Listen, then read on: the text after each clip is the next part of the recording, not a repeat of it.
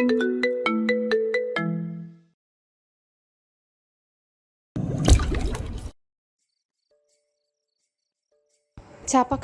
ভিড় কমে এলো। স্কুলের কয়েকটা মেয়ে এসে ভিড় জমালো। তারপর পরই কি ছাপা ভেবেছিলা? মেয়েগুলো বলল, ছবি তুলবো ভাইয়া, তারপর আম্মুর এনআইডি কার্ড ফটোকপি করব। কিছুক্ষণ বসো, আমি কাজটা সেরে নেই, তারপর তোমাদের করে দিচ্ছি। নামিরা দোকানের বাইরে অনেকক্ষণ ধরে দাঁড়ানো। প্রায় 3 দিন পর সে আয়ানকে দেখছে। আয়ান তাকে এখনো দেখেনি। মেয়েগুলো বেরও হচ্ছে না। প্রায় 10 মিনিট পর আয়ান মেয়েগুলোর ছবি তুলে ছাপাতে দিল। ছবিগুলো দিতে মেয়েগুলো টাকা দিয়ে চলে গেল। নামিরা হুড়মুড়িয়ে ঢুকে এলো দোকানে। আয়ান চমকে গেল তাকে দেখে। নামিরা ব্যাগ রেখে জাপটে ধরলো তাকে। আয়ান দুপা পিছু হেঁটে গিয়ে বলল, মীরা, তুমি যে কেউ চলে আসতে পারে, কি করছো? নামিরা ছাড়ল না, শক্ত করে জড়িয়ে ধরে রাখলো। আয়ানের শার্টে মুখ ঘষতে ঘষতে বলল, চলে যাব, কলেজের নাম দিয়ে এসেছি, বাবার গাড়ি আছে কলেজ গেটে, আর একটু থাকতে দাও। হাসলো আয়ান। বলল, তোমার পাগলামি কমার নয় মীরা, হয়েছে, এবার ছাড়ো। কেউ চলে আসলে আমি লজ্জা পড়ে যাব। মীরা হাতের বাঁধন আলগা করে মুখ তুলে আয়ানের দিকে চাইলো। তারপর ছেড়ে দিয়ে দোকানের দরজা একটুখানি ঠেলে দিল। নিজের ব্যাগ থেকে হটবক্স বের করলো। একটা পিৎজা আর এক বাটি পায়েস বের করলো। আয়ান বলল, এগুলো কি? শ্বশুরের ছেলের জন্য নিজের হাতে বানিয়েছি। আয়ান বোতল নিল নামিরার কাছ থেকে। গলা ভিজিয়ে বলল, কেউ কিছু বলেনি? নামিরা বক্স খুলতে খুলতে বলল, কার কথায় কি আসে যায় আমার, আমার বরের জন্য আমি নাস্তা বানাচ্ছি। আয়ান চওড়া হাসলো। নামিরা বলল, বাড়িতে সবাই কেমন আছে? ভালো। আব্বা আম্মা তার বৌমাকে চোখে হারাচ্ছে। টুনি তো আছে তার বাগান নিয়ে, তাড়াতাড়ি ভাবিকে ফিরিয়ে আনার আদেশ জারি করেছে। হেসে ফেললো নামিরা। পিৎজা স্লাইস ছিঁড়তে ছিঁড়তে বলল, আর শ্বশুরের ছেলে আমাকে চোখে হারায় না? আয়ান সরু চোখে তাকালো। নামিরা তার হাত টান দিয়ে তার পাশে বসালো টুলের উপর। পিৎজা বাড়িয়ে দিয়ে বলল, খাও চিকেন পিৎজা। আয়ান খেলো। নাক মুখ কুচকে ফেললো। নামিরা কৌতূহলী হয়ে বলল, খেতে ভালো হয়নি না? এই প্রথম বানিয়েছি তো তাই, পরের বার ভালো করে। মীরা, আমি তোমায় কিছু বলেছি? তো চেহারা ওরকম করলে কেন? মৃদু হাসলো আয়ান। নামিরার গালে টোকা দিয়ে বলল, দারুণ হয়েছে, তোমার হাতের রান্না খাচ্ছি, নিজেকে স্পেশাল লাগছে। নামিরা খুশি হয়ে গেল। দু চোখ চকচক করে উঠলো খুশিতে। দুহাত মেলে গলা জড়িয়ে ধরলো আয়ানের। গালে ঠোঁট চেপে ধরলো। তারপর আবার খাইয়ে দিতে দিতে বলল, তাহলে রোজ নিয়ে আসবো কেমন? তুমি খাবে না? খাবে বলো। না, রোজ আনলে খাবো না, আর তুমি আসবেও না। নামিরা মুখ কালো করে ফেলে বলল, কেন? আয়ান নড়ে চড়ে বসলো। বলল, মীরা, তুমি বেড়াতে গিয়েছো, ভালো করে বেড়াও, সবার সাথে কয়েকটা দিন ভালো করে কাটাও, তারপর নিয়ে আসবো। নামিরা মাথা নাড়ালো। পায়েসের বাটি নিয়ে বলল, আসো এটা খাইয়ে দে। পায়েসও রাখতে পারো? নামিরা মাথা নাড়ালো। পায়েস খাইয়ে দিল। আরেক চামচ করে খাইয়ে দিতে দিতে নাক মুখ তুলে বলল, আই শ্বশুরের ছেলে, তোমাকে ছাড়া আমি ঘুমাতে পারি না, ভালো লাগে না। হেসে ফেললো আয়ান। নামিরা নাক টেনে দিয়ে বলল, তাই? নামিরা ছোট্ট করে আওয়াজ করলো। হুম। আবারও হাসলো আয়ান। পায়েসটা খেতে খেতে বলল, এবার তুমি খাও, দাও খাইয়ে দে। আমি খেয়েছি তো, তুমি খাইয়ে দেবে তাহলে খাই। আয়ান হাসলো। চামচ নিয়ে নামিরার মুখে তুলে দিয়ে বলল, আর আসবে না এভাবে, প্রমিস করো। কেন আসি না? তোমাকে দেখতে ইচ্ছে করে। না, বলেছি না আমি নিয়ে আসবো। তোমার বাবা জানে এসেছো? না। ঠিক আছে, আজ এসেছো, আর কখনো আসবে না, ঠিক আছে? নামিরা মাথা দুলালো। ব্যাগ থেকে আরো কয়েকটা হট বক্স বের করে বলল, এখানে পায়েস আছে, আব্বা পছন্দ করে, আর আয়নার জন্য পিৎজা দিয়েছি, আমার জন্য পান সুপারি আর ঝাল পিঠা নিয়ে যাবে কেমন? আয়ান ভুরু কুচকে চাইলো। বলল, এসব আমি নিয়ে যেতে পারবো না মীরা, আমি পারবো না। কেন? আমি কি কিছু দিতে পারি না? অবশ্যই দিতে পারো, কিন্তু তোমার বাবার টাকায় না। আমি চাই না কারো কথার নিচে থাকতে। আমাকে আর ঋণী করো না মীরা। নামিরা দু চোখ ছলছল করতে করতে ভিজেই গেল। সে বলল, এগুলোর উপকরণ আমি আমার জমানো টাকা দিয়ে কিনে এনে করেছি, টাকাগুলোও তো তোমার দেওয়া, আর নিজ হাতেই রেখেছি। কসম বলছি, একদম সত্যি। আমি কি এমনি এমনি দিচ্ছি? আচ্ছা ঠিক আছে, চোখে কান্না কেন? আমি তো না জেনি বলেছি। আচ্ছা নিয়ে যাবো, কান্না থামাও, চোখ মুছো। নামিরা দাঁড়িয়ে বলল। মুছবো না? আয়ান হেসে ফেললো। তার বাচ্চামো দেখে বুকে টেনে নিল। মাথাটা বুকে ঠেকিয়ে দু হাতের বন্ধন জোরালো করে বলল, তোমাকে কে বলেছে আমাকে এত ভালোবাসতে? আমি তো পারি না মীরা, ঋণী হচ্ছি তো। নামিরা চুপটি মেরে পড়ে রইল তার বুকে। অনেকটা সময় পার হওয়ার পর মুখ তুলে বলল, একটু ভালোবাসা দাও, চলে যাব, আর কখনো আসবো না, প্রমিস শ্বশুরের ছেলে। আয়ান কপাল ঠেকালো তার কপালে, দুহাতে মুখ আগলে ধরে ভালোবাসা দিল। অতঃপর বলল, এবার যাও, আর আসবে না মানে আসবে না, ঠিক আছে? নামিরা কথা বলল না, ব্যাগ তুলে হনহনিয়ে বের হয়ে গেল দোকান থেকে। আয়ান পিছু ডাকলো। মীরা কি হয়েছে? মীরা? নামিরা একবারও পিছু ফিরল না, চোখ মুছতে মুছতে চলে গেল। আয়ান আটকালো না। দুপুর নাগাদ আয়ান বাড়ি ফিরল। তার হাতে ব্যাগ দেখে আয়না দৌড়ে এলো, কেড়ে নিয়ে বলল। কি এনেছো? আয়েশা বেগম তেরে এসে বললেন, আমার ছেলেটা কাজকাম করে এলো, তুই আছিস রং ঢঙে। আয়না মুখ কালো করে ফেলল। আয়ান বলল, আহা আম্মা, ওকে বকো কেন? টুনি তোর জন্য পিৎজা পাঠিয়েছে মীরা, পায়েস আর ঝাল পিঠাও দিয়েছে। তাই? ভাবিকে একটা থ্যাঙ্কস বলে দেবে আমার পক্ষ থেকে, আমি যাই। আয়েশা বেগম ভুরু কুচকে ছেলের দিকে তাকিয়ে বললেন। বউ কোত্থেকে আসলো রে বাবু? ও এসেছে কলেজে, ওখান থেকে। আয়েশা বেগম এগিয়ে আসলেন, শাড়ির আঁচল দিয়ে ছেলের ঘরমাক্ত মুখ মুছতে মুছতে বললেন, আমার বাচ্চা কষ্ট হইতেছে না? ওই মানুষটা ঘর বসা না হলে তোরে এত কষ্ট করতে হইতো না। একটা কামের মানুষ রাখ, তোর কাজে সাহায্য করব। কি বল আম্মা? যাকে রাখবো তাকে টাকা দিতে হবে না? এখন যা কামাচ্ছি আমি একাই। এসব বাদ দাও তো, আমি গোসল ছেড়ে আসি। তাড়াতাড়ি খেতে দাও, আমাকে আবার যেতে হবে। আয়েশা বেগম চলেই যাচ্ছিলেন। আজহার সাহেব হুইল চেয়ার টেনে এলেন, বললেন, বাবু, আয়নারে তো নিয়ে যেতে পারিস, তোর কাজে সাহায্য করবি, ওরে শিখাইয়া দিবি। হ, একদম ভালা কথা কইছে তোর আব্বা। আয়ান বলে উঠল, না আম্মা, ওখানে ভার্সিটির বড় ভাই আর তার সাঙ্গপাঙ্গরা সারা দিন রাত বসে থাকে। টুনিকে দেখলে খারাপ মন্তব্য করতে পারে। না না, ও তো বুরকা পরা থাকবে, কিছু হবে না। তোরও ভালো লাগবে আব্বা, ভাই বোন একসাথে করলে তোর উপর চাপ কম পড়বে। আয়না পিৎজা হাতে নিয়ে ছুটে এলো, খেতে খেতে বলল। আম্মা, কোথায় যাব আমি? আবার জেলখানায় পাঠানোর কুমতলব করছো না তো? আয়ান আর আজহার সাহেব হেসে দিলেন। আয়ান বলল, না না, টুনি তুই তো জেলখানায় সর্দার নেই, তোরে আবার জেলখানায় কি নিয়ে যাবে? আয়না গলা চওড়া করে হাসলো, বলল। জানো আমার বাগান। আয়েশা বেগম থামিয়ে দিয়ে বলল, এই দেখো শুরু করে দিয়েছে, বাগান বাগান বাগান। হারামজাদি, বাগান বাগান না করে তোর ভাইয়ের লগে কাজ কর, আমার পুলাটার উপর চাপ কম পড়ব। ভাইয়ার কাজ? আমি? আয়ান চোখ বন্ধ করে আবারও খুলল। আয়না দৌড়ে এসে পড়ল ভাইয়ের বুকে, খুশিতে বাকবাকুম হয়ে বলল, আমি কম্পিউটার শিখবো? ওহো, কি খুশি! এই দেখো আমার পুলাটারে এভাবে চিপায় ধরছিস কেন? আয়ান হেসে ফেলল। আয়না আরো শক্ত করে ধরে বলল, এ দেখো তোমার ছেলেটারে মাইরা ফেলতেছি, দেখো দেখো। আয়েশা বেগম বেত খোঁজার জন্য এদিক ওদিক তাকালেন। আয়ান হাসতে হাসতে বলল, আমার টুনি তোমাকে রাগায় আর তুমিও রাগো, বুঝো না ও মস্করা করছে। ও ভাই, আমি সত্যি যাব? আয়ান বোনের নাক টেনে দিয়ে বলল, হুম। তাহলে আমার বাগানের কি হবে? তুই সকালবেলা যাবি, দুপুরে আবার আমার সাথে চলে আসবি। তোর কাজ সকালে, 10টার দিকে অনেক কাজ থাকে। তাহলে তো বাগানও দেখাশোনা করতে পারবো, আবার আব্বাকেও সব পারবো না? হ, আমার হবে যত সর্বনাশ।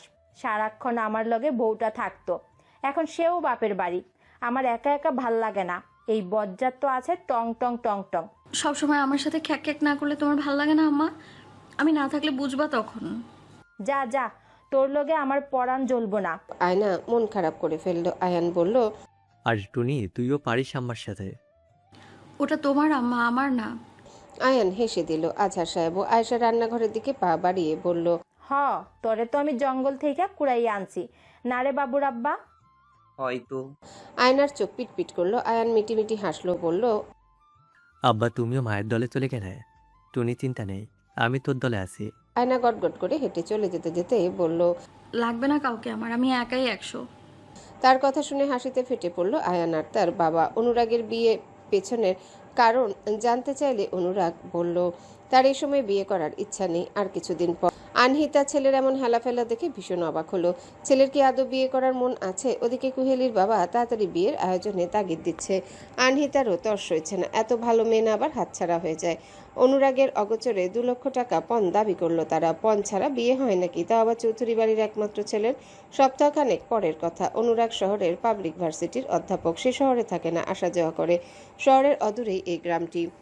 বেশি দূর না হওয়ায় আসা যাওয়ার কোনো সমস্যা হয় না। দুপুর 3টে নাগাদ ভার্সিটি থেকে বাড়ি ফিরতেই সে দেখলো বাড়িতে সবার গায়ে নতুন জমকালো পোশাক আশাক। কি হয়েছে জিজ্ঞাসা করতে অনিমা এসে বলল, ভাই তোর আঁকতে হবে আজ, তাড়াতাড়ি ঘরে যা, পাঞ্জাবি পরে রেডি হয়ে চলে আয়। হঠাৎ আকত কেন? আমি বিয়েটা তাড়াতাড়ি সেরে ফেলতে চাইছি, আগামী সপ্তাহে বউ নিয়ে আসবো। তুমি যদি তোমার মাকে খুশি দেখতে চাও চুপচাপ রেডি হয়ে নাও, আমরা কিছুক্ষণের ভেতর রওনা দেব। অনুরাগ গর্জন করে বলল। আমি এখন প্রস্তুত না মা, তোমরা কি করছো এটা? সায়ক চৌধুরী আসলেন, বললেন, তুমি কি আমাদের সবার অপমান হোক সেটা চাইছো? এমনিতে একবার বিয়ে ভেঙে অনেক বদনাম রটেছে গ্রামে, তুমি জানো এটা কতটা এফেক্ট করবে আমাদের সুনামে? অনুরাগ চুপসে গেল। আনহিতা ছেলের কাছে গেলেন, মুখে হাত বুলিয়ে বললেন, এরকম করো না সোহাগ, আমরা তো তোমার ভালোই চাই। আমরা তোমার ভালো চাই না? মেয়েটার ভাই বিদেশ চলে যাবে, তাই তাড়াতাড়ি সেরে ফেলতে চাইছি। অনুরাগ হনহনিয়ে চলে গেল। সে বিয়েটা করতো, কিন্তু এত তাড়াতাড়ি না। কি আর করার। কনের বাবা খুরশেদ খন্দকার মেয়ের আঁকতে বিরাট আয়োজন করলেন। মনে হচ্ছে বিয়েটাই হয়ে যাচ্ছে। অনুরাগের মুখ থমথমে। আনহিতা অনেক বুঝিয়ে সুঝে একটু স্বাভাবিক করলো। খাওয়া দাওয়া আলাপচারিতার পর বিয়ে পড়ানো শুরু করলো। কাজী বিয়ে পড়ালো। অনুরাগ আর কুহেলিকে কবুল বলতে বলল, তারা কবুল বলল। অতঃপর আঁকটা হয়ে গেল। লাল টকটকে বেনারসি পরা বধূটাকে অনুরাগ দেখলো আঁক্ত হয়ে যাওয়ার পর। কবুল বলে বিয়ে করে নিয়েছে সে। কুহেলিকে দেখে দারুণ অবাক হলো অনুরাগ। লাল টকটকে বেনারসি পরা মেয়েগুলোকে মাথা উঁচু করে রাখলেই ভালো দেখায়, কিন্তু এ মেয়ে তো মাথা নামিয়ে রেখেছে আর কবুল বলেছে মিনমিনিয়ে। সে যাই হোক, মেয়েটা তো আজ থেকে তারই বউ। অনুরাগকে কুহেলির সাথে কথা বলতে দিল না। কুহেলি কথা বলল না। অনুরাগ ভাবলো মেয়েটা হয়তো লজ্জা পাচ্ছে, তাই কিছু বলল না। তবে চলে আসার সময় কুহেলি নিজেই মুখ খুলল। মাথার ঘোমটা সরিয়ে অনুরাগকে বলল, আপনার আগের বিয়েটা কেন ভেঙে গিয়েছিল জানতে পারি? অনুরাগ সরু চোখে তাকিয়ে থাকলো বধূ বেশে মেয়েটার দিকে। চুলের মাঝখানে লম্বা সিঁথি ঝুলছে টিকলি, লাল টকটকে রক্ত জবার মতো ঠোঁট আর চোখের কাজলে টানা চোখ। কুহেলির প্রশ্নের উত্তর না দিয়ে অনুরাগ ভাবলো, এই মেয়ে কি সত্যি সুন্দর নাকি অসুন্দর? কুহেলি আবারও বলল, আমি আপনাকে কিছু জিজ্ঞেস করেছি। অনুরাগ এবার উত্তর দিল, আগের বিয়েটা ভাঙার কারণ আগের কনেটা বেকুব মানুষ পছন্দ করেন না। আমি তার কাছে নিতান্তই একজন বেকুব, তাই। কুহেলি মাথা দুলালো, বলল, বুঝতে পেরেছি। এবার ছোট একটা প্রশ্নের উত্তর দিন। জি বলুন। আগের কনেটা বেশি সুন্দর নাকি আমি? আপনি। যদি আগেটার সাথে বিয়ে হতো নিশ্চয়ই ওনাকে সুন্দর বলতাম। তার মানে আপনি সম্পর্ক জোরেই সুন্দর বলছেন? জি। কুহেলি অবাক হলো। এ কেমন মানুষের পাল্লায় পড়লো সে। আগামী সপ্তাহে আপনাকে নিয়ে যেতে আসবো, ততদিনে ভালো থাকবেন। আমাকে আপনি করে না বললে খুশি হব। আপনার 18 বছর হলে আমি আপনার 6 বছরের ছোট। অনুরাগ চমৎকার করে হাসলো, বলল, তাতে কি, আমি আমার চাইতে 10-11 বছরের ছোট মানুষকেও আপনি করে বলি। তবে আপনার ভালো না লাগলে তুমিই বলবো। এছাড়া এখন আপনি আমার স্ত্রী। আসি, ভালো থাকবেন। আল্লাহ হাফেজ।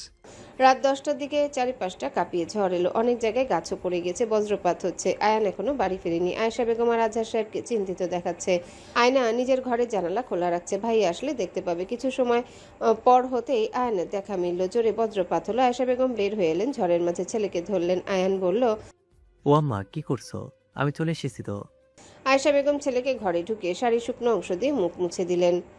কাঁদো কাঁদো হয়ে বললেন, আমার রুহুটা যেন ফিরে এসেছে। তুই বাইরে থাকলে আমার কত যে চিন্তা হয় আব্বা, তুই বুঝবি না। আয়ান মায়ের কপালে চুমু খেলো, বলল। আয়েশা বেগম চুপিসারে বললেন, জানিস চৌধুরী বাড়ির ছেলের নাকি বিয়ে হয়ে গেছে, অনেক ভালো পরিবারের মেয়ে পেয়েছে। আমার মেয়েটার কোনো একুল উকুল হলো না। আয়ান ভেজা শার্ট খুলে ঝাড়তে ঝাড়তে বলল, এই জন্যই তুমি মা। উফ আম্মা, তুলির জন্য অনেক ভালো বর আসবে, দেখো, চিন্তা করো না তো। আল্লাহ যা করেন ভালোর জন্যই করেন। ভাইকে ফিরতে দেখে আয়না জানলা বন্ধ করে দিতে গেল। বাগানটার দিকে চোখ বুলাতে বুলাতে বজ্রপাত হলো বিকট শব্দ করে। জোরে জাপটা বাতাস ঢুকে পড়লো ঘরে। বাঁশের ফুলদানি, পুরনো টিস্যু বক্স পড়ে গেল টেবিল থেকে। আয়না তাড়াতাড়ি জানলা বন্ধ করে দিল। ফুলদানি তুলতে গিয়ে দেখলো শুকনো একটা রজনীগন্ধা একদম শুকিয়ে গেছে। ফুলটা নড়াচড়া করে একই জায়গায় রেখে দিল আয়না। তারপর পাশে থাকা খালি টিস্যু বক্সটা ঝাড়তেই পড়লো টুকরো টুকরো কয়েকটা কাগজ আর একটা ছবি। ছবিটা উল্টাতে চোখে পড়লো একটা অধ্যাপকের ছবি। ছবি আর রজনীগন্ধার ফুলটা একসাথে নিয়ে ফুলদানিতে ফেলে রাখলো। কাগজগুলো দিয়ে কাগজের নৌকা বানালো। তারপরে বৃষ্টি জলে সেগুলো ভাসিয়ে দিল। বাড়ির মুঠো ফোনটায় ফোন আসলো শেখ বাড়ি থেকে। আয়শা বেগমকে ফোনটা দিয়ে বলল, আম্মা ভাবির ফোন এসেছে। আয়েশা বেগম ফোন কেড়ে নিলেন। কানে দিতে নামিরার গলার আওয়াজ ভেসে এলো। আসসালামু আলাইকুম আম্মা, কেমন আছেন?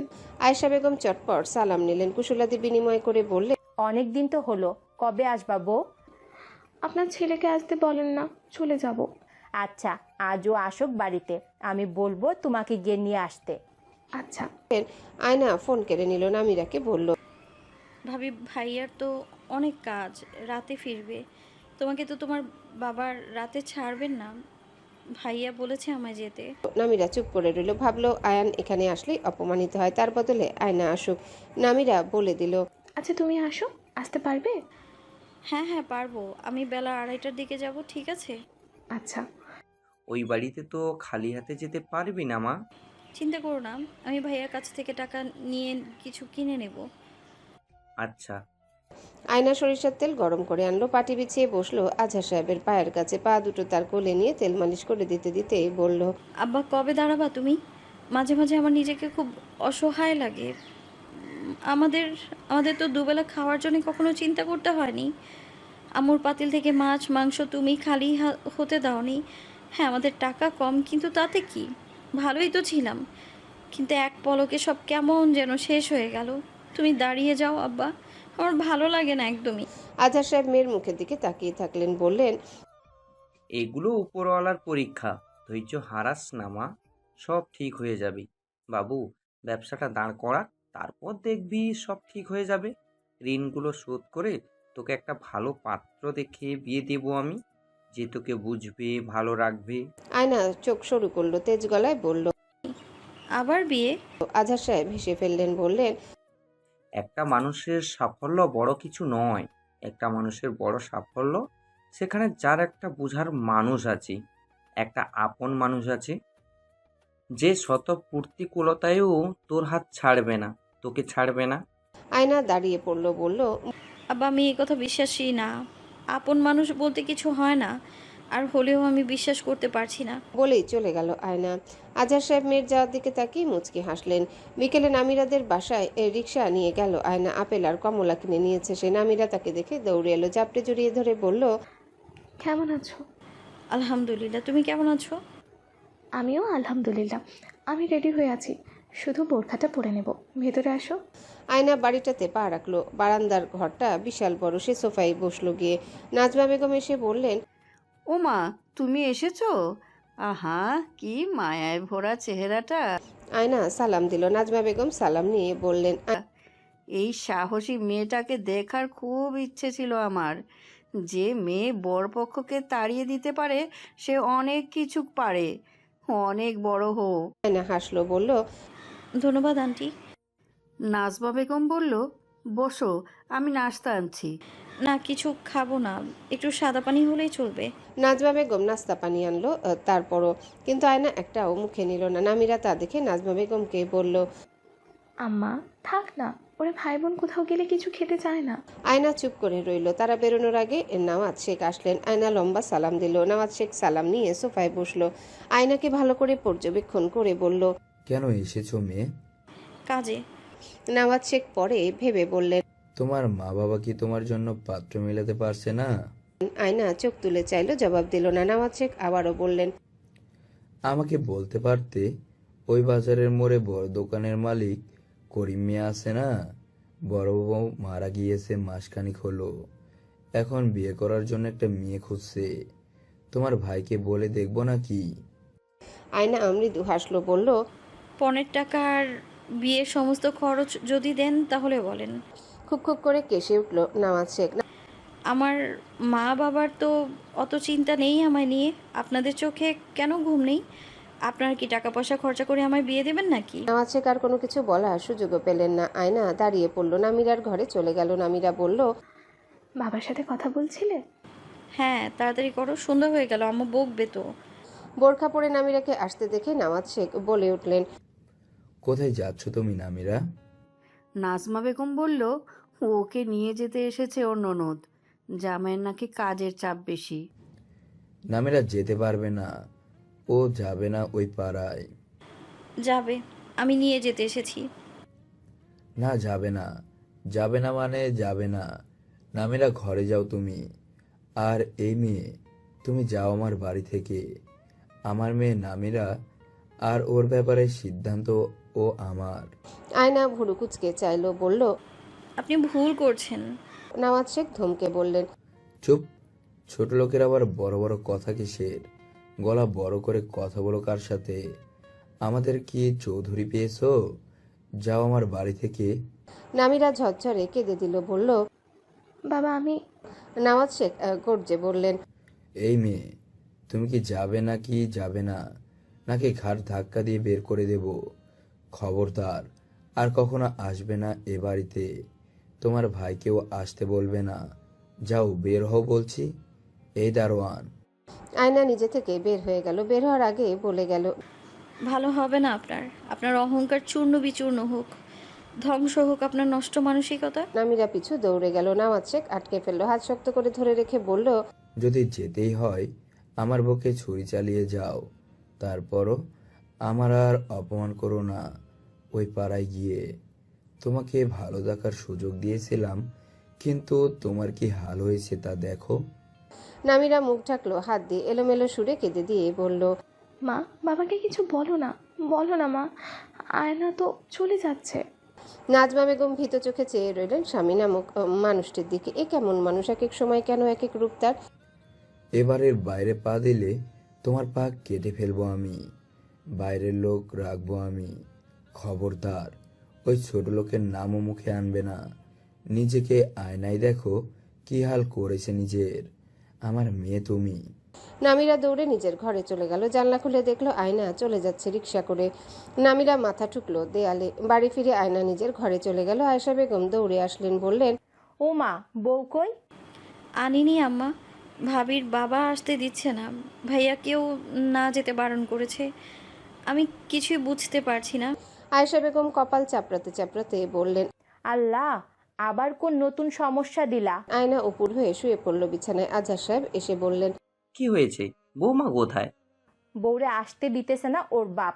এখন কি হবে? বউরে কি আবার বিয়া দিবার কথা ভাবতেছে নাকি? আল্লাহ। আয়না উঠে বসে বলল। কিছু উল্টাপাল্টা বলো আম্মা, এরকম হয় নাকি? তুমি জানো ভাবি কিভাবে কাঁদছিল? ওনার বাবা পাগলতে কিছু বুঝতে পারছে না, টাকা ওদের পাগল বানিয়ে ফেলেছে। আয়েশা বেগম কপালে হাত দিয়ে বসে রইলেন। ছেলে এসে এসব শুনলে তার মনের অবস্থাটা কেমন হবে? ফুল দিয়ে সাজানো গাড়িটা এসে থামলো চৌধুরী বাড়ির সামনে। শেরওয়ানি পরা অনুরাগ গাড়ি থেকে। গাড়ির ভেতরে বসা লাল টকটকে শাড়ি পরা বধূ শায়লা বেগম অনুরাগকে ডেকে বললেন। দাদু ভাই, সুভাষিনী যে চলে এলো, আমারে কি ভুইলা যাবা নাকি? হাসলো অনুরাগ, বলল। না। ভালো থাকো, সুখী হও ভাই। কুহেলিকে গাড়ি থেকে নামালো অনিমা। আনহিতা বললেন। থামো, নতুন বউ হেঁটে আসবে কেন? সোহাগ কোথায়? সোহাগ। অনুরাগ আসলো, বলল। কি হয়েছে মা? বউকে কোলে তুলে ঘরে নিয়ে যাও। আমি কোলে? মা, কুহেলি হাঁটতে জানে। হাঁটতে জানে তো, কি হয়েছে? ও নতুন বউ না, নাও কোলে নাও। আরে নিয়ে যা, বউরে কোলে চড়াতে সমস্যা কোথায়? কোলে তো নিবি, আজ সবার সামনে একবার নে। অনুরাগ বাধ্য হয়ে কোলে তুলে নিল। ভাই, আমার ঘরে নিয়ে যা, এখন তোর ঘরে কাজ চলছে। সবাই মিটিমিটি হাসলো। অনুরাগ অনিমার ঘরে কুহেলিকে নিয়ে এসে খাটে বসিয়ে দিল, বলল। কুহেলি, তোমাকে এরকম দেখতে আমার ভালো লাগছে না। তাড়াতাড়ি এসব শাড়ি টাড়ি পাল্টে নাও। এসব গয়নাগাটি অসহ্য লাগছে। কুহেলি মাথা নাড়ালো। অনুরাগ চলে গেল। অনিমা এলো, কুহেলিকে বলল। কোনো কিছু লাগলে বলো, কেমন? কোনো সমস্যা হলে বলো। কুহেলি আবারও মাথা নাড়ালো। রাশেদের কাছে একটা ক্যামেরা থাকে, সে ভীষণ ব্যস্ত ছবি তুলতে। ছবিগুলো পরিষ্কার করাতে হবে। ভাই রাগিনকে ডেকে বলল। অনু কোথায় রে, একটু ডেকে দে তো। রাগিন ক্যামেরাটা টেনে নিয়ে যেতে যেতে বলল। ডেকে দিচ্ছি। অনুরাগ বোধহয় বিয়ে করে ক্লান্ত হয়ে পড়েছে। অনুরাগকে দেখা গেল বাগানের কাছে। রাগিন তাকে ডেকে বলল। অনুরাগ তোকে বড় ভাই রাখছে। বাইরে ভাই, বাসরের আগে ক্লান্ত হলে চলবে? অনুরাগ নাক মুখ কুচকে বলল। কোথায় রাশেদ ভাই? বারান্দায় আছে, যেতে বলেছে। অনুরাগ পা বাড়ালো, বারান্দায় চলে গেল। রাশেদ অনুরাগকে দেখে বলল। তোর বিয়ের জন্য ক্যামেরাটা বহু কষ্টে জোগাড় করেছি। এই দেখ, মেহেদি রাত থেকে এখন অবধি আমার শান্তি মেলেনি। তবে আর যাই হোক, তোর বিয়েটা যে হলো এটাই শান্তি লাগছে। অনুরাগ চুপ করে রইল। রাশেদ হেসে বলল, আমি তো ভয়ে ছিলাম আগের কোণের মতে এই কোণেও না বিয়ে ভেঙে দেয়, কিন্তু দেখলাম না, ওই মেয়েটার মতো সাহসী স্পষ্টবাদী মেয়ে খুবই কম। কেন ডেকেছিলে? এমনি, তোকে তো আজ সারাদিনই পাইনি, একটু কথা বলার জন্য তাই। ও আচ্ছা, আমি একটু আসি, কাজ আছে। কোথাও যাস না আবার? আজ আজ বিয়ের রাত। মনে আছে আমার। আয়ান রাতেই ফিরল। ভেবেছে নামিরা ফিরেছে, তাই ঘরে ঢুকেই ডাকলো। মীরা, কেউ টু শব্দ করলো না। আয়না গুটি গুটি পায়ে হেঁটে এলো, ভাইয়ের সামনে এসে দাঁড়ালো মলিন মুখে। আয়ান বলল, তোদের আসতে কোনো সমস্যা হয়নি তো? ভাবি আসেনি, আসতে দেয়নি। মানে কে দেয়নি? ভাবির বাবা তোমাকেও না যেতে বারণ করেছে। আয়ান থেমে থেমে বলল, ও আচ্ছা, সমস্যা নেই। খেয়েছিস? সমস্যা নেই মানে কি বলছো ভাইয়া? ওইসব নিয়ে ভাবিস না তো, সব ঠিক হয়ে যাবে। যা, খেয়ে দে, ঘুমিয়ে পড়। আম্মা কোথায়? ঘরে শুয়ে আছে। আচ্ছা, আমি দেখছি। মুখ হাত ধুয়ে এসো, খাবার দিই, খাও, পরে যেও আমার ঘরে। আচ্ছা। গাঁদা ফুলের পাপড়িতে হলুদ হয়ে আছে বিছানার চাদরটা। কুহেলি পুরো ঘরটাতে চোখ বুলালো। আজ থেকে ঘরটা তার একদম পুরোটা। স্বাভাবিক ভঙ্গিতে ঘরে ঢুকে এলো অনুরাগ। পরনে লাল পাঞ্জাবি, সাদা পায়জামা, হাতের কবজিতে পড়া কালো ঘড়িটা খুলতে খুলতে বলল, আরে ওভাবে বসে থাকার কি আছে গুহেলি, চটপট ঘুমিয়ে পড়ো। কালকে খালাম্মার বাসায় যেতে হবে। দেরি করে ঘুম থেকে উঠলে সমস্যা। আজ প্রথম দিন, তাই একটু অস্বস্তি লাগছে। কাল থেকে সব ঠিক হয়ে যাবে, চিন্তা নেই, ঘুমিয়ে পড়ো। কুহেলি শুকনো ঢোক গেল, মাথা আরো নিচে নেমে গেল তার। অনুরাগ এসে বসলো তার পাশে। তার মাথা নিচে নিচে নামতে থুতনি ঠেকলো গলার কাছে। বাগান বাড়িতে চারা গাছের আগাছাগুলো পরিষ্কার করছিল আয়না। রেনুকে সকাল থেকে কোথাও দেখা যাচ্ছে না। নিজে নিজে একা একা কাজে লেগে পড়লো সে। ঘন্টা পার হতে না হতে রেনু কোথা থেকে হন্তদন্ত হয়ে ছুটে এলো। আয়নার কাছে এসে থেমে গেল, হাঁপাতে হাঁপাতে বলল, রজনী আপা, ছোট সাহেবের বউরে দেখে এলাম, আন্নে সুন্দর। আয়না দাঁড়ালো, দুহাত থেকে মাটি ঝাড়তে ঝাড়তে বলল, তাই নাকি? তোর কথা শুনে আমারও তো দেখতে ইচ্ছে করছে বেকুব সাহেবের বউকে। রেনু হেসে দিল। আয়নাও হাসিতে ফেটে পড়ল। ছোট সাহেবের সাথে তোমার অনেক ভাব, তোমার এই বিয়েতে দাওয়াত দেয় নাই কেন? আয়না কপাল কুঁচকে কিছু একটা ভাবলো, পরে বলল, ভয়ে দেয়নি, আমি গিয়ে যদি বিয়েটা ভেঙে দিতাম। বলতে না বলতে আবারও হাসিতে ফেটে পড়ল আয়না। তারপর রেনুর মাথা চাপড়ে বলল, শোন, ছাপাখানায় যেতে হবে, তুই আগাছাগুলো একটু পরিষ্কার করে দিস কেমন? রেনু মাথা নাড়িয়ে বলল, আচ্ছা। আয়না ছাপাখানার উদ্দেশ্যে রওনা দিল। সেখানে পৌঁছে দেখলো অনেক বিষে ফাঁক ফোকর দিয়ে ঢুকে পড়লো কোনো মতে। আয়ান তাকে তার কাজ বুঝিয়ে দিয়ে বলল, মীরার ফোন এসেছে? আয়ান মাথা নামিয়ে ফেললো। আয়ান বলল, আচ্ছা, কাজ শুরু কর। আয়না কাগজগুলি নিল ফটোকপি করানোর জন্য। কাজগুলো শেষ করে বোতল থেকে পানি খেতে দোকানে ঢুকা ভদ্রলোক তাকে দেখে থমকে গেল। আয়না বলল, কি কাজ? ভদ্রলোকের হুঁশ ফিরল। আয়নার দিকে মেমোরি কার্ড বাড়িয়ে দিয়ে বলল, ছবিগুলো তুলবো। আমার ভাইয়াকে দিন। আয়ান ওদিকের কাজ সেরে আয়নার কাছে আসতে রাশেদকে দেখে থেমে গেল। আমতা আমতা করে বলল, আপনি? রাশেদ হাসলো, বলল, হ্যাঁ, কেমন আছেন? নতুন দোকান বুঝি? হ্যাঁ। ওনাকে কিভাবে চেনো ভাইয়া? আয়ান তোতলালো। রাশেদ নিজেই বলল, আমি অনুরাগের খালাতো ভাই, বিয়েতে পরিচিত হয়েছিলাম। আয়ান ঠোঁট গোল করে বলল, ও বসুন চেয়ার নিয়ে। সমস্যা নেই, আছি। ছবিগুলো একটু তাড়াতাড়ি দিলে ভালো হয়। হ্যাঁ, বসুন। আয়না বাকি কাজগুলো করে মনোযোগী হলো। রাশেদ আর চোখে থেকে ভাবলো, এই মেয়েটাকেই পারফেক্ট লেগেছিল আমার, কিন্তু আফসোস অনুরাগ পারফেক্ট নয় এই মেয়ের জন্য। আয়ান ছবিগুলো পরিষ্কার করতে গিয়ে আয়নার দিকে তাকালো। আয়না ভাইকে এভাবে তাকাতে দেখে কম্পিউটার স্ক্রিনের দিকে তাকালো, হেসে বলল, আরে এটা তো চৌধুরী সাহেবের বিয়ের ছবি। বাহ, ঝাক্কাস বউ পেয়েছে তো। হ্যাঁ, তবে আগের কোণেটার মতো সাহসী নয়। আয়না আবারও হাসলো, বলল, সাহসী হলে তো চৌধুরী সাহেবকে আজীবন চিরকুমার থাকতে হবে। সবাই তো আর সাহসী হলে ওনার বিয়ে কিভাবে হবে? বলে আরেক দফা হাসলো আয়না। রাশেদ ভাবলো, এই মেয়ে কত কঠিন কঠিন কথাও সহজে বলে ফেলে। উঠোনের মাঝখানে পিড়ি নিয়ে বসে আজহার সাহেবের পা মালিশ করছিল আয়না। ডাক্তার বলেছে যত বেশি বেশি সরিষার তেল মালিশ করা যায় ততই মঙ্গল। তাছাড়া তার মামা কোন একটা ঔষধি গাছের তেল দিয়েছিল, সেগুলো মালিশ করলে অতি শীঘ্রই দাঁড়াতে পারার সক্ষমতা অর্জন করতে পারবেন তিনি। আয়েশা বেগমের ডাক পড়ল তখনই। আজহার সাহেব বললেন, তোর মা কেন ডাকিয়ে দেখতো? আয়না জোরে সোরে বলল, আম্মা, আমি কাজ করি না, ডাকো কেন? আয়েশা বেগমের ডাক আবারও শোনা গেল, বউরে একটা কল দে, আমি কথা কই। আয়না চুপসে গেল। আজহার সাহেবের হাত নিয়ে তার পিঠে রাখলো, বলল, আব্বা আমার গায়ে ভর দিয়ে ধীরে ধীরে দাঁড়ানোর চেষ্টা করো। আজহার সাহেব ভয়ে বললেন। না না, যদি আবার কিছু হয়ে যায়। আয়না রেগে তাকালো, নাক ফুলিয়ে বলল। তুমি অজুহাত দিলে চলবে? তোমার বাঁকা পা সোজা করার জন্য তোমাকে হাঁটার চেষ্টা করতে হবে আব্বা, কেন বোঝো না? ডাক্তার কি বললো শোনেন নাই? উঠো, আমার উপর ভর দিয়ে ওঠো। আজহার সাহেব চোখ বন্ধ করে আল্লাহর নাম নিয়ে উঠে দাঁড়ালেন সামান্য, আবারও বসে পড়লেন। এই তো একটুখানি দাঁড়ালে তো, বসে গেলে কেন? আব্বা তুমি কি মায়ের খাবা? আজহার সাহেব বাচ্চাদের মতো হেসে ফেলল। শোনো আব্বা, তুমি যদি দাঁড়ানোর চেষ্টা করো তাহলে আমি তোমাকে পাকা পেঁপে পেড়ে দেবো, সেই মিষ্টি। আজহার সাহেব আবারও হাসলেন। মেয়েটার টলটলে বুদ্ধি নিয়ে প্রশংসা করতে ইচ্ছা করছে। মেয়ে তাকে পাম দিচ্ছে। আয়না কপাল কুঁচকে বলল।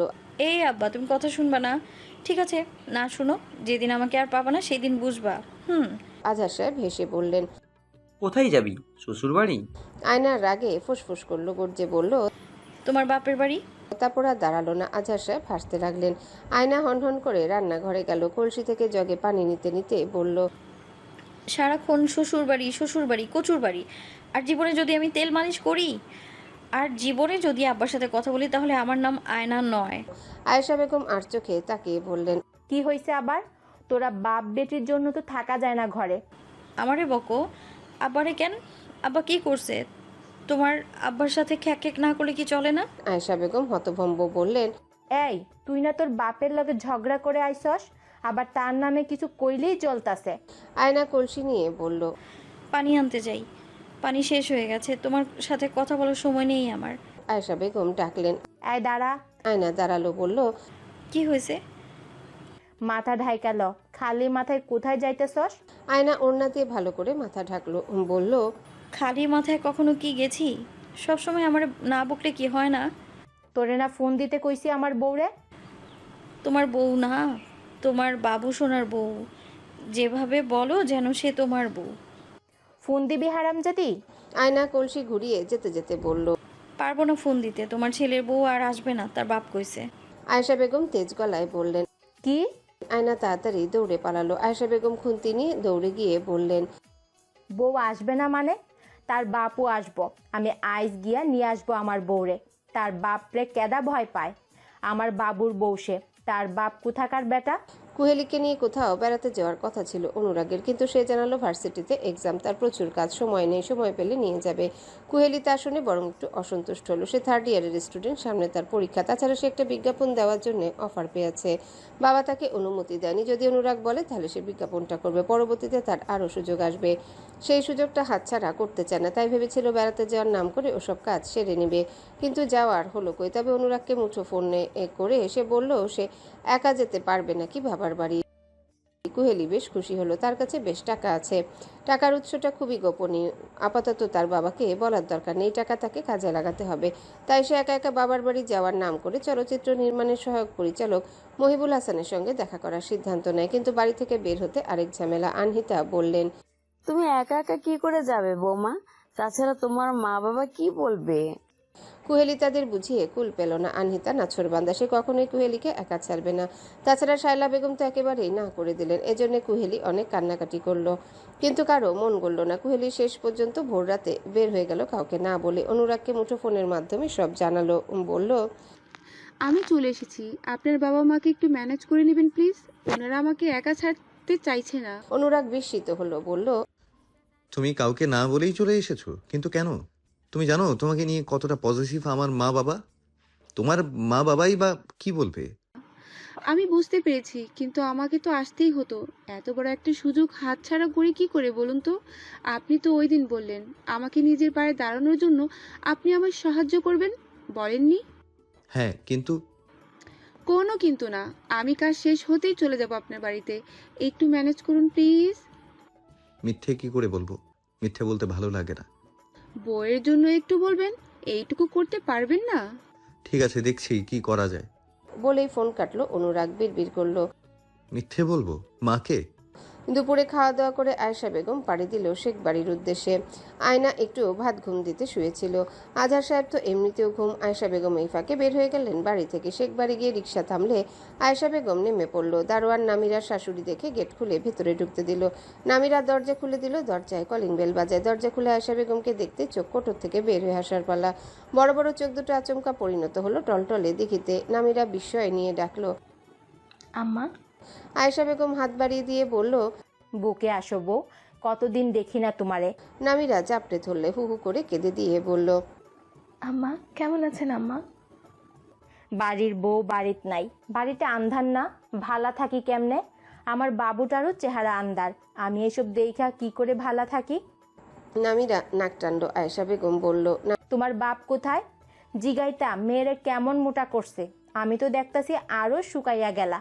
তোমার বাপ কি খাওয়ালো তোমারে? নামিরা মুখ তুলল। আয়েশা বেগম বলল, মাথায় তেল দাও নাই? নামিরা মাথা নাড়ল, বলল, মা দিয়ে দিছিল তো। তোমার মারে ডাকো, তেল দিছে না পানি দিছে জিগাই। নামিরা নাজবা বেগমকে ডাকলো। নাজবা বেগম হন্তদন্ত হয়ে দৌড়ে আসলেন। আয়েশা বেগমকে দেখে খুশিতে দুই চোখ চকচক করে উঠল। তার বলল, আসেন ছোট বোন, আমার এখনো বিশ্বাস হচ্ছে না। আমি বসতে আসি নাই, বউরে নিয়ে যাইতে আইছি। বউ তাড়াতাড়ি রেডি হইয়া নাও, আমি বসবো না, কিছু খামোও না। নামিরা মাথা নাড়ালো, নিজের ঘরে চলে গেল। নাজমা বেগম আর হামিদা বেগম কিছু মুখে নিতে বললেও মুখে নিল না আয়েশা বেগম। নামিরা রেডি হয়ে আসতেই নাজমা বেগম বললেন, ওর বাবাকে একবার আমি মুঠোফোন কইরা জানাই দিব, এখন দরকার নাই। আমার বউ আমি লইয়া যাই। বউ আসো, মুখ ঢাকো। নামিরা নিকাব পরে নিল। আয়েশা বেগম বলল, তোমার বাপ এখন বুঝতেছে না, দেখবা পরে বুঝবে। চিন্তা করো না বউ, সব ঠিক হয়ে যাইবে। এখন চলো, আমারও তোমার বাপেরে না জানাইয়া এইভাবে নিয়ে যাইতে ইচ্ছা করতেছে না। নাজমা বেগম বলল, আচ্ছা সমস্যা নেই আপা, আমি বুঝাই বলবো। আয়েশা বেগম নামিরাকে বলল, বউ কাইন্দো না, তোমারে আমি আবার বেড়াইতে পাঠাবো এখানে। আসো চলি যাই, সন্ধ্যা নামবো। নামিরা মাথা নাড়ালো। মা চাচিকে সালাম করে আয়েশা বেগমের সাথে বের হয়ে গেল। আয়েশা বেগম রিকশায় বসে বললেন, বাবু তোমারে দেখে চমকে যাবে না বউ? নামিরা মাথা নামিয়ে বলল, হ্যাঁ। শুনো বউ, আর যাই হোক আমার বাবুরে ছাড়া থাকার কথা ভুলেও ভাববা না। আমার বাবু তোমারে অনেক দেখতে পায়, বুঝলা? তোমারে আমাদের ভালো রাখনের জন্য কত কষ্ট করে। তুমি আমার বাবুরে বুঝবা, আমার বাবুর যত্ন নিবা। অনেকের টাকা পয়সা থাকলেও সেখানে সুখ নাই বউ। আল্লাহ চাইলে আমার বাবুরও একদিন টাকা পয়সা হবে, ওগুলো আল্লাহর হাতে। আমি আল্লাহর কাছে চাই আমার বাবুরে আল্লাহ অতিরিক্ত টাকা পয়সা না দিক, ভালো করে চলার মতো, আত্মসম্মান লইয়া চলতে পারে মতো টাকা পয়সা দিক। অতিরিক্ত টাকা মানুষরে অমানুষ বানাতে সময় নেয় না বউ, বুঝলা? নামিরা মাথা নাড়িয়ে বলল, জি আম্মা। আয়েশা বেগম মাথায় হাত বুলায় নামিরার, বলে, আমার বাবু ভালো তো, বউ তাই ভালা জুটছে। আমি তো আনার আগে আমার বাবুরে নিয়ে বেশি চিন্তায় ছিলাম, তার জন্য একটা ভালো বউ কই পামু এই নিয়া। অনেকে তো আছে বিয়া করবার পর মা বাপ বোনরে চাইলেও চাইতে পারে না, বউ আঁচলে বাইন্ধা রাখে। কিন্তু আল্লাহর কাছে কোটি কোটি শুক্রিয়া, আল্লাহ আমারে এমন ভালা সুহাগা বউ দিছে। নামিরা একটুখানি হাসলো, চোখের কোণা আবারও ভিজল। কুহেলি বাড়ি না গিয়ে মহিবুল হাসানের বাড়িতে গিয়েছিল। আনহিতা ফোন করে জানতে পারলো কুহেলি যায়নি তার বাপের বাড়ি। রাগে ফেটে পড়লো আনহিতা। অনিমা বলল, মেয়েটা ভারী বেয়াদব তো, মিথ্যে বললো আমাদের। আর ভাইও বউ পাগলা হয়ে গেছে, বুকে সাপোর্ট করছে।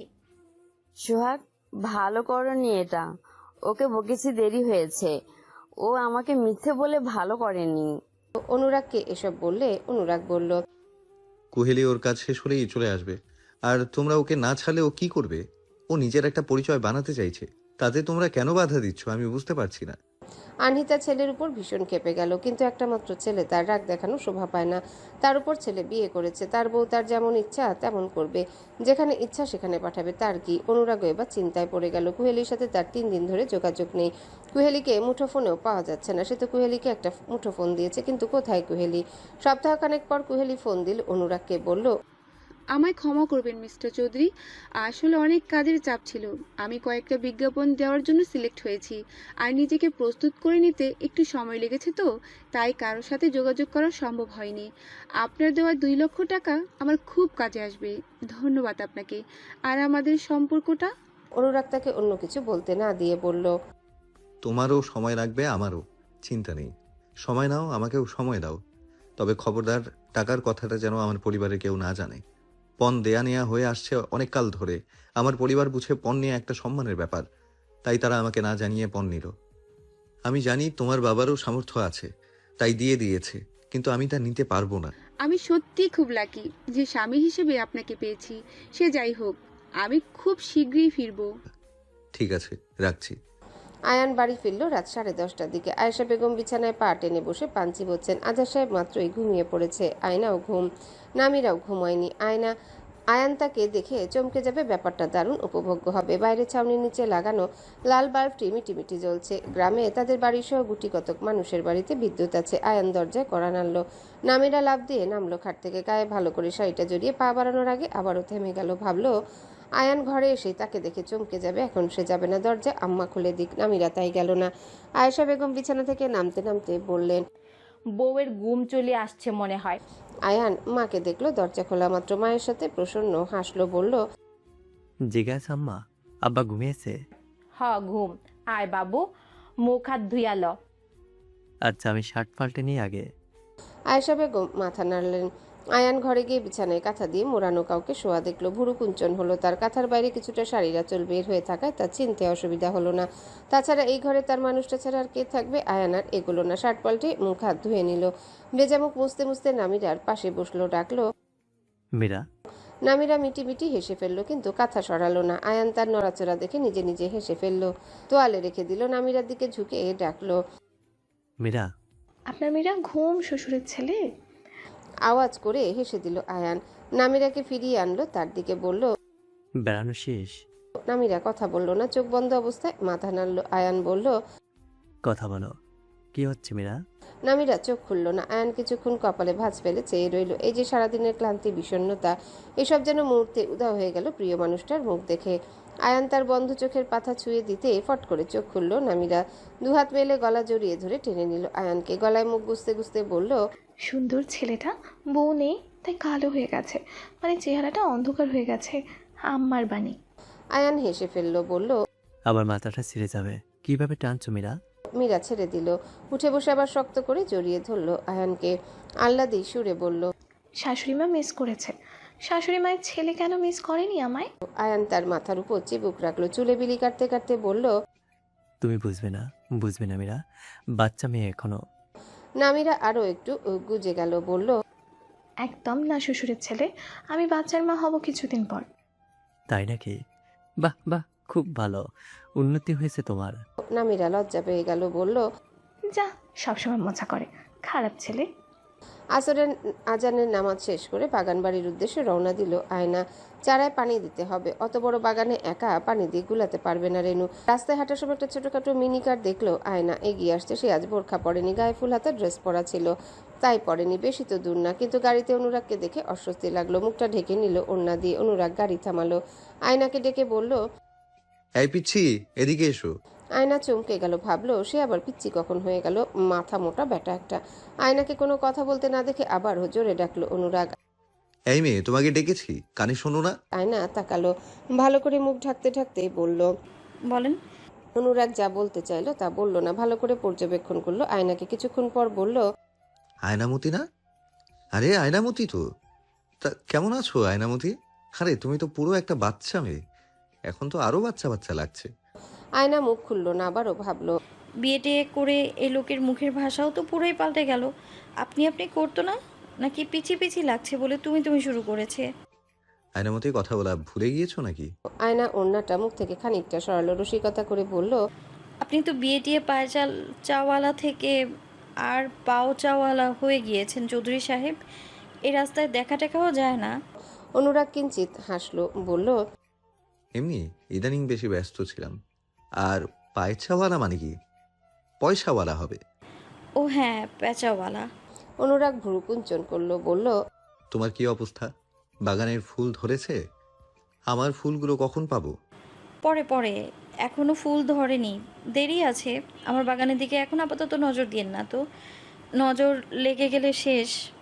ঠিক আছে, দিলাম না, তবে তাড়াতাড়ি ফুল চাই আমার, দেরি হলে বাগান তুলে নিয়ে যাব। আয়না কোমরে হাত দিয়ে বলল, মারে মাত দেখেলো ক্যান গড়ি বাগান তুইলা লইয়া যান। অনুরাগ নাক তুলে বলল, ছি, এগুলো কেমন ভাষা আয়নামতি? তুমি লেখাপড়া জানা মেয়ে মানুষ। আপনিও তো শিক্ষিত পুরুষ মানুষ, অচেনা অজানা মহিলার রে পিচ্ছি ডাকেন কোন সাহসে? আবার তুমি তুমি করেন। অনুরাগ এবার বেশ হতভম্ব। সে কখন আয়নামতিকে আপনি বলতো, তুমি তুমি তো বলতো, নাকি কুহেলিকে ডাকতে ডাকতে সব গোলমাল হয়ে যাচ্ছে। আয়নামতি তো কুহেলিরও অনেক ছোট, তাহলে তুমি বলতে পারবে না কেন? আয়নামতি মেয়েটা এত কঠিন কেন? আরে তুমি বলাও যেই, আপনি বলাও সেই, বাদ দাও সব কথা। বাদ দিলাম। এবার বলুন পণ কত নিয়েছেন শ্বশুরবাড়ি থেকে? নিয়েছি, আবার দিয়ে ফেলেছি। আয়না মাথা নাড়ালো, বলল, এইসবই সম্ভব আপনাকে দিয়ে, কিন্তু এর চাইতে বেশি কিছু না। বন্ধ করে দিন না এই রীতিটা, পরিবার থেকে সমাজ থেকে। পারবেন না? পণ রীতি, বাল্যবিবাহ, নারী অত্যাচার, কথায় কথায় তালাক, কারণে অকারণে বহু বিচ্ছেদ, এইসব বন্ধ করার জন্য কিছু করতে পারবেন না? সমাজের মানুষ আপনাদের আদর্শ মানে, সম্মান করে। আপনারা চাইলেই তো এইসব কুসংস্কার, এসব অন্যায় কমে যেতে পারে। তাহলে চুপ করে থাকেন কেন? ভালো লাগে এসব দেখতে?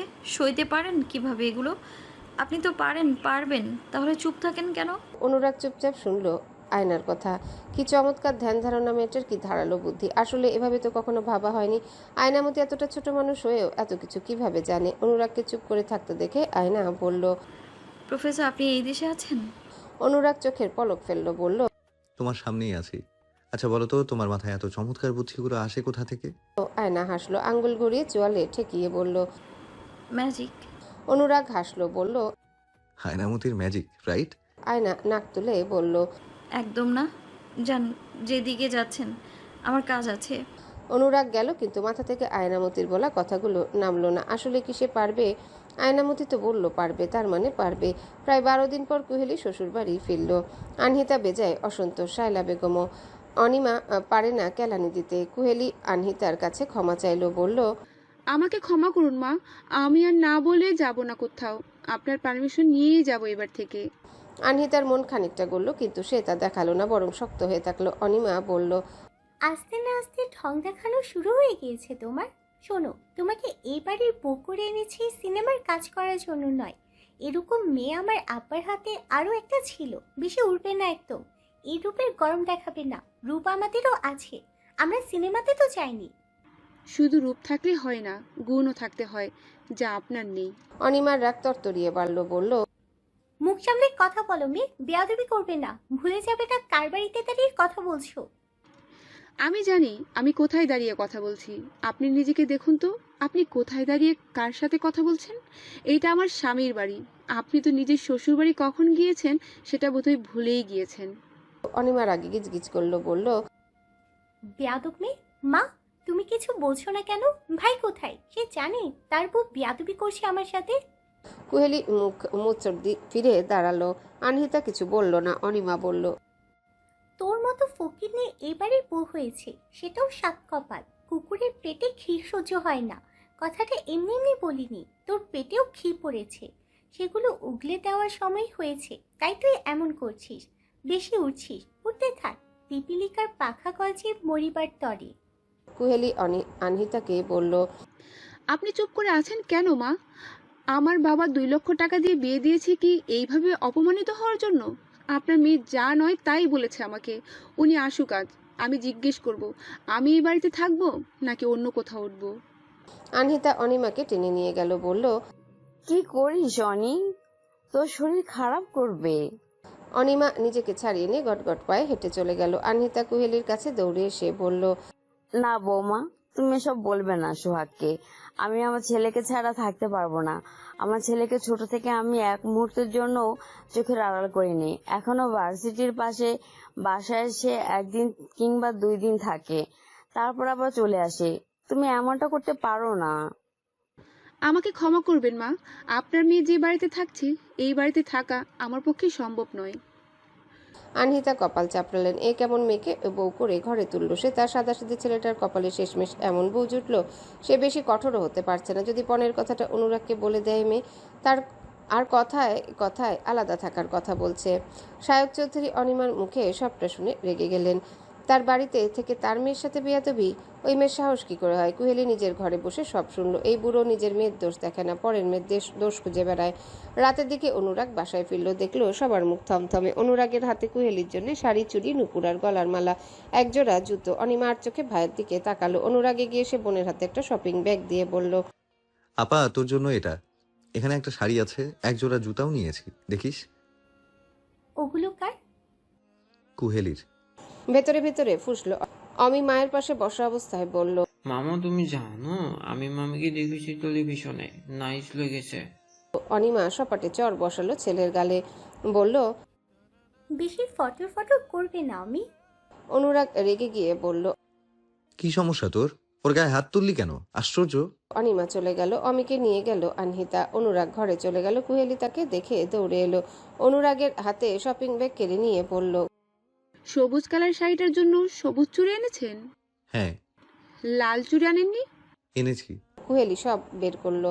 অনেক খুশি হবে ভাবলো অনুরাগ, কিন্তু তা না। কুহেলির চেহারা কালো করে বলল, কালো চুড়ি তো আনেননি।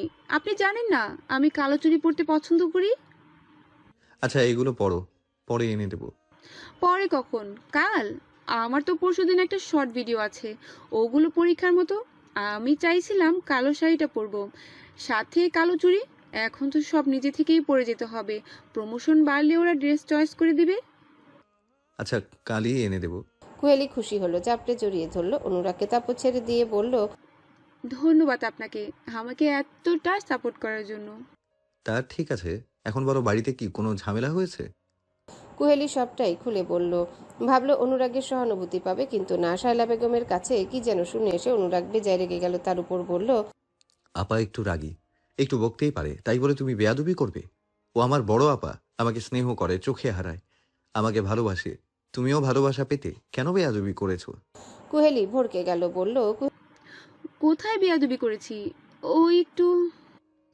মুখে মুখে তর্ক করা কি বেয়াদবি নয়? দেখো কুহেলি, আমি বেয়াদবি সইব না। তোমাকে স্বাধীনতা দিচ্ছি, তার মানে এই না বেশি বাড়াবাড়ি করবে। আর আলাদা হওয়ার কথা কি করে বলো তুমি? এরকম করতে থাকলে সিনেমার কাজও যেতে দেব না। মনে রেখো, সবকিছুর আগে আমার পরিবার। ওরা তোমাকে দেখে শুনে পছন্দ করে এনেছে, তুমি নিজ দোষে ওদের কাছে খারাপ হচ্ছ। কুহেলি কান্নায় ফেটে পড়ল। অনুরাগের কথা শুনে বলল, আমাকে বাইরে যেতে বাধা দিবেন না প্লিজ। আমি আপনার বোন আর মায়ের কাছে ক্ষমা চেয়ে নেব দরকার হলে।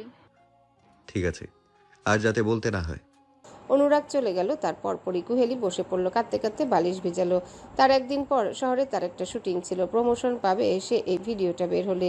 অনুরাগের সাথে বের হলো সে। আনহিতার পারমিশন নেওয়ার কিছু বললও না আনহিতা। অনিমা তো দেখাও দিল না। শায়লা বেগম চুপচাপ দেখছে। লজ্জায় তার মাথা কবে কাটা গেছে। চৌধুরী বাড়ির বই ভাবে বেপর্দা চলাফেরা করছে। ছি, রং বেরঙের শাড়ি পরে টেলিভিশনে নিজেকে প্রদর্শন করছে। দাদুভাইকে ভালো করছে। তার উচিত না নিজের বউকে এভাবে ছেড়ে না দিয়ে ঘর সংসারে মনোযোগী করার? একটা বাচ্চা কাচ্চা হয়ে গেলেও হতো। এই মেয়েকে ঘরমুখো করার এই একটাই পন্থা। সন্তানের দিকে তাকিয়ে হলেও এসব ছাড়বে।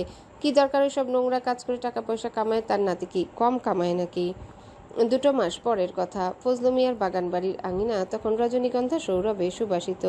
চারিপাশটা মৌ করছে সাদা শুভ্র রজনীগন্ধার মিষ্টি গন্ধে।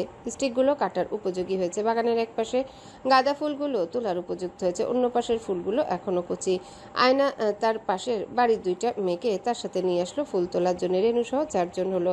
রহমত মিয়ার কাজ পড়লো গ্রেডিং ও প্যাকেজিংয়ে। শুক্রবার দিনটা আয়ান দোকান বন্ধ রাখলো। একদিন নামিরা আবদার করেছিল আয়নার বাগান দেখতে যাবে। আয়ান তাই তাকে ঘুরতে নিয়ে যাওয়ার জন্য গেল না।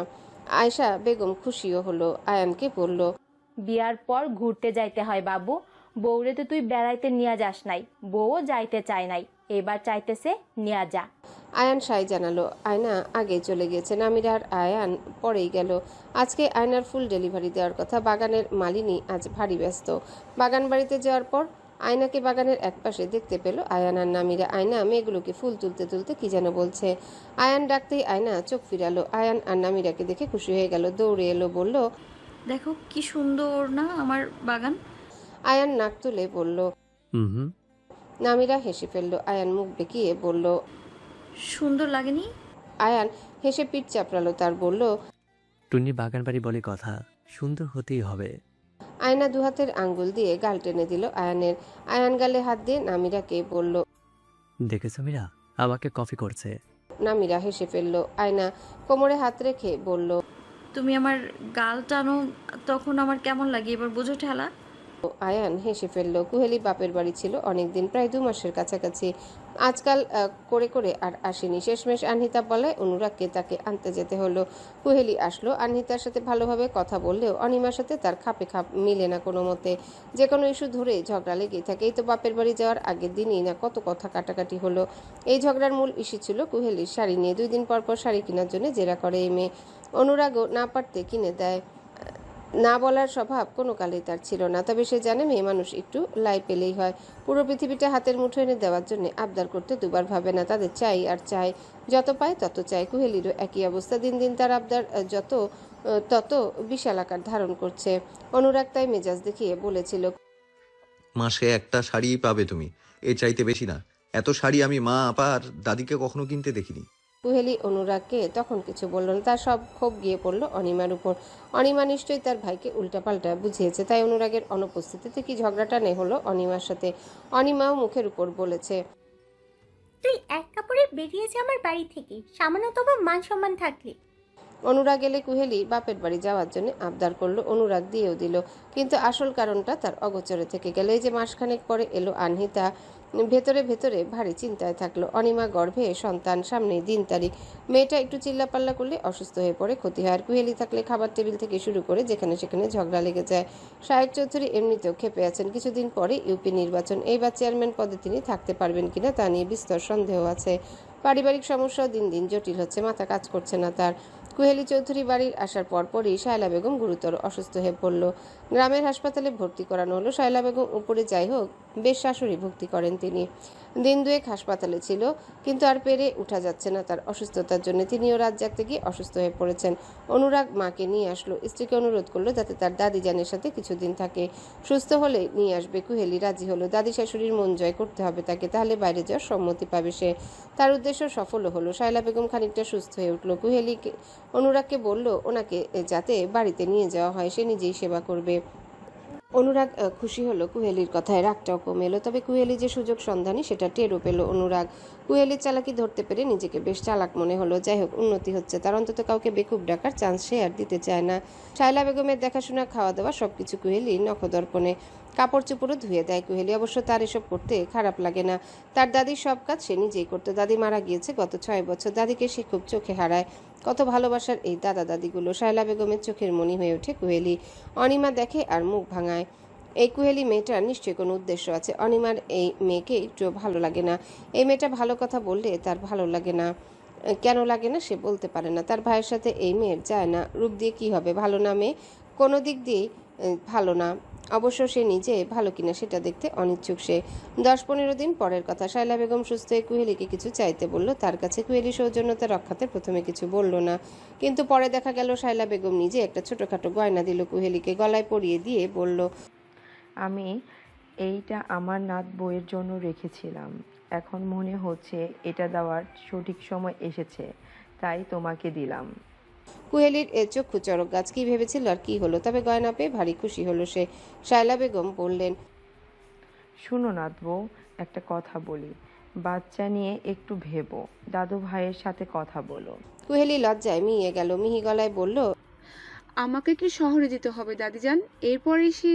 শায়লা বেগম মনক্ষুণ্ণ হলেন, রাগ সমেত বললেন, আবার শহরে কেন? তুমি আবার নাচ গান করবা নাত বউ? না না, নাচাগানা করবো না তো, একেবারে সবকিছু মিটিয়েই চলে আসবো। পরে তো আর যেতে পারবো না, তাই না? শেষের কথাটা লজ্জাজনক ভাব কুহেলির। আচ্ছা, আমি বলবো বৌমাকে যাতে তোমাকে যাওয়ার পারমিশন দেয়। কুহেলি উপর নিচ মাথা নাড়ালো। তবে যাওয়ার আগে কুহেলির সাথে আবারও ভয়াবহ ঝগড়া হয়ে গেল অনিমার সাথে। ঝগড়ার বিষয়টা হচ্ছে কুহেলির বাইরে যাওয়া নিয়ে। তার মা অসুস্থ আর ছেলের বউ আছে নাচ গান লাফালাফি নিয়ে। আনহিতা শোয়া থেকে উঠে ঝগড়া থামাতে পারলেন না। কুহেলির এক কথা, সে যাবে মানে যাবেই। সে তার দাদি শাশুড়ির অনুমতি নিয়েছে। আনহিতা শোয়া থেকে উঠে দোতলায় যেতে চাইলেন। শাহেক চৌধুরী সংবাদপত্র পড়ছিলেন। চেঁচামেচির আওয়াজ তার কানে আসছিল, কিন্তু তিনি পাত্তা দিচ্ছিলেন না। আজ অনুরাগ এলে এই মেয়ের একটা বিহিত করতেই হবে। ঝগড়া থেমে গেল অনেক আগে। আনহিতা ঘরে যাওয়ার আগ মুহূর্তে কুহেলি ব্যাগ নিয়ে নিচে নেমে আসলো। আনহিতাকে বলল, আমাকে ক্ষমা করবেন মা, আমাকে যেতে হচ্ছে। আমি কথা দিচ্ছি আমি চলে আসবো খুব শীঘ্রই। আপনার মেয়েকে আমি বুঝিয়ে কুল পাচ্ছি না। উনি সব সময় আমার সাথে লেগেই থাকেন ঝগড়া করার জন্য। কিছুক্ষণ আগেও তো কিভাবে এই ঝগড়াটা করলো। শায়েক চৌধুরী গর্জে উঠে বললেন, থামো আর বেরিয়ে যাও এই বাড়ি থেকে। কে বলেছে তোমাকে ফিরতে? যাও, না হলে ধাক্কা দিয়ে বের করবো তোমায় বেয়াদব মেয়ে, ফকিরের মেয়ে। একটু লাইফে আকাশ ছুঁয়েছো ভাব দেখাচ্ছ, যাও দূর হও। অপমানে থমথমে হয়ে উঠল কুহেলির মুখ। সে বের হয়ে গেল বাড়ি থেকে। অনুরাগকে সে সব বলে দেবে। তার অপমান, এত স্পর্ধা। আনহিতা নিজের ঘরে যাওয়ার আগে শায়লা বেগমের আর্তনাদ শুনলেন। শায়েক চৌধুরী দৌড় দিলেন, সাথে আনহিতাও। রক্তাক্ত অবস্থায় মেঝেতে গড়াগড়ি খেতে দেখা গেল অনিমাকে। পেটে হাত দিয়ে মুচড়ামুচড়ি করতে করতে এক পর্যায়ে মূর্ছা গেল অনিমা। তার ছেলে অমি চেঁচিয়ে কাচ্ছে। অনিমার পরনে শাড়ি পেটিকোট ভিজে উঠেছে রক্তে। সবাই দিশেহারা হয়ে পড়ল। আনহিতা ধসে পড়ল। দারোয়ান আর শায়েক চৌধুরী দুজনার সাহায্যে গাড়িতে তোলা হলো অনিমাকে। অনুরাগ হন্তদন্ত হয়ে ছুটে এলো শহর থেকে। রাতেই জানা গেল অনিমা মৃত বাচ্চা প্রসব করেছে, মেয়ে সন্তান। আঘাত পাওয়ায় সন্তান পেটে মারা গেছে। ভাগ্যিস মা বেঁচে গেছে। সবাই সুপ্রিয়া জানালো আল্লাহর দরবারে। মা বেঁচে গেছে এই যথেষ্ট। তবে জ্ঞান ফেরার পর অনিমা কান্নায় ভেঙে পড়ল। তার যতটুকু মনে আছে, সে ওষুধকে একটা আপেল নিয়ে খাচ্ছিল। খেতে খেতে ঘর থেকে বের হয়ে কুহেলিয়ার দাদিজানের ঘরের বারান্দায় দিয়ে আসছিল নিচে। আপেলে কামড় দিতে আচমকা পা পিছলে মাথা ঘুরে পড়ে গেল। আওয়াজও করতে পারল না। ব্যথায় বাকহীন হয়ে পড়ল সে। যত্নে বড় হয়ে ওঠা গর্ভের বাচ্চা শেষ নিঃশ্বাস ত্যাগ করার শব্দ যেন সে শুনতে পেয়েছিল। কি যন্ত্রণার মুহূর্ত! তার ফুটফুটে বাচ্চা মেয়েটা কেন দুনিয়ার আলো দেখেনি? পাগলের মতো প্রলাপ করতে লাগলো অনিমা। অনুরাগ সামলাতে পারল না। মাগুলো বোধহয় এমনই হয়। আশরাফ এমন খবর শুনে ক্ষুব্ধ হলেন শ্বশুরবাড়ির প্রতি। কেমন মানুষ তারা! আজ বাচ্চা মারা না গিয়ে অনিমার কিছু হয়ে যেতে পারত। অমির কি হতো? আনহিতা মেয়ের কান্না দেখে নিজেই কান্নায় ভেঙে পড়লেন। সব এত খারাপ হচ্ছে কেন? কারোর সাথে কি কোনো অন্যায় করেছে তারা? অনিমা স্বাভাবিক হলো অনেকদিন পর। কুহেলির কথা তখন মনে নেই কারো। পরিবারের উপর এত ধকল গেল, অথচ এই 1.5 মাস কুহেলি একবারও খোঁজও নিল না। অনুরাগ ব্যাপারটা মাথায়ও নিল না। সুযোগ আসবে তার। সে আপাতত ব্যস্ত বোনকে নিয়ে। অনিমাকে সব ভুলিয়ে দেওয়ার জন্য আশরাফ তাকে তার সাথে ইন্ডিয়া নিয়ে গেল। ছেলে অমিকেও নিয়ে গেল। 2 মাস পর ফিরবে বলেছে। অনুরাগ হাঁফ ছাড়ল। তার বোনটা ভালো থাকুক। দিন 2 পরে শহরে পাড়ি জমালো সে। শহরের রাস্তায় লালবাতি জ্বলার সাথে সাথে অনুরাগের চোখে একটা ব্যানার পড়লো। লাল রঙের ওড়নাবিহীন একটা কামিজ পরা কুহেলির ছবি আছে সেখানে, টুথপেস্টের বিজ্ঞাপন। অনুরাগ হাসলো ছবিটার দিকে তাকিয়ে। নিজের বউ তার সে নিজে এখনো ভালো করে দেখলো না, আর সারা বিশ্ববাসী অনায়াসে দেখছে। সে শুধু ভাবছে এই ব্যানারটা তার দাদিজান দেখলে কি হবে। অনুরাগ ভাবলো কুহেলির সাথে আজ দেখা করতে যাবে। সে সাথে অন্য কাজও আছে। গেল সন্ধ্যার দিকে। গিয়ে জানা গেল একটা ছোটখাটো শর্ট ফিল্মের জন্য রূপগঞ্জে গিয়েছে কুহেলি। রাতেই ফিরবে। কুহেলির স্বামী বলায় বেশ আদর যত্ন পেল অনুরাগ। কুহেলি সেই রাতে ফিরল না। তারা জানালো রাত হয়ে যাওয়ায় ফিরতে পারেনি কুহেলি। অনুরাগ যে কাজে গেল সেই কাজ করে ফিরে এলো। শুধু কুহেলির সাথে দেখা হলো না। তার 2 দিন পর বিকেলে দেখা করতে গেল অনুরাগ। সে ভার্সিটির পাশে একটা বাসা ভাড়া নিয়ে থাকে। সে আবার এলে ওইখানে 2টা মেয়ে এসে জানালো, হ্যালো বন্ধুরা, পরবর্তী পার্ট খুব তাড়াতাড়ি আসবে, তো সবাই অপেক্ষায় থাকো। আর চ্যানেলটি যারা এখনো সাবস্ক্রাইব করোনি তারা পরবর্তী পার্ট দেখার জন্য চ্যানেলটি সাবস্ক্রাইব করে রেখো। ধন্যবাদ সবাইকে, আমাদের সাথেই থেকো।